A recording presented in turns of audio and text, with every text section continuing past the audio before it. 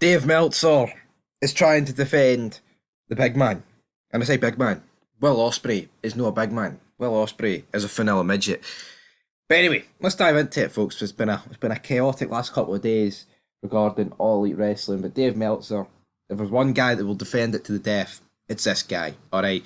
And he came out, and of course, he had to defend Will Ospreay. He said, if you know the real story, Paul's promo on Ospreay was a real cheap shot. Can't defend him at all. I'd rather Ospreay respond at a different time, but it's very understandable why he did. And if he wanted to risk getting such a powerful guy mad, well, he's got more balls than most. End of quote. Like, Dave Meltzer says this, right?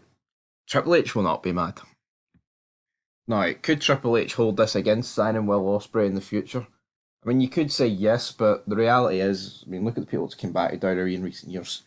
Steiner, Jarrett, Punk.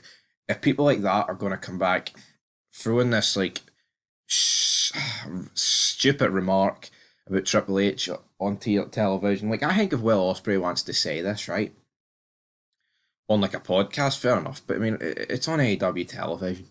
You know, it's pathetic.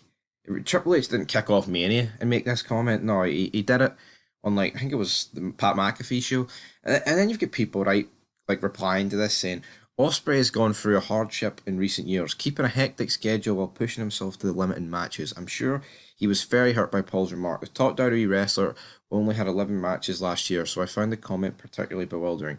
Right, but Triple H's point is when you come to WWE, you need to put the grind in till you become a top star in WWE because there's a big difference between being a star and not say a star. I use that term very loosely. WWE is the pinnacle, but it's like Roman Reigns, right?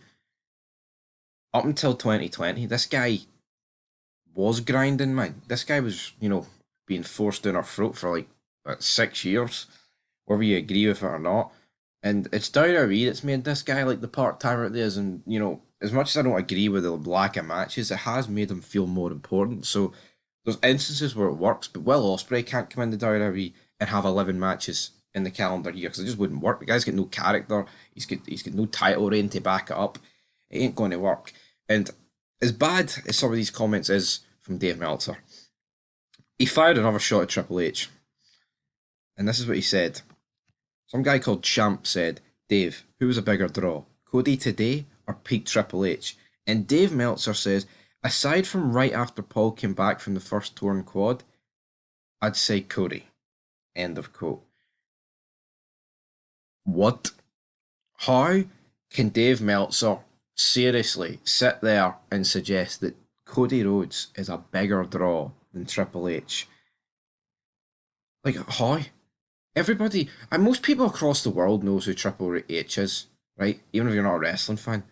No one knows who Cody Rhodes is. And to come out and actually say something like this is disgusting. I would actually describe it as, you can talk about how Triple H's remarks about Will Ospreay were disrespectful.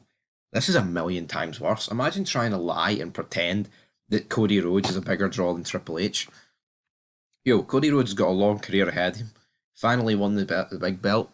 Is he going to be the face of the company for like the next decade potentially? Yeah, he might be, and maybe at the end of it he'll get himself closer to Triple H. But as of right now, 2024, 12th of April, there is not a hope in hell that Cody Rhodes is a bigger draw than Triple H.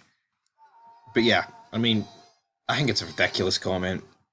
Maybe I'm the only person here who, in the wrestling bubble, thinks that Cody Rhodes is nowhere near Triple H. But to me, I think it's just baffling, baffling, baffling. But Dave Meltzer, what's he saying?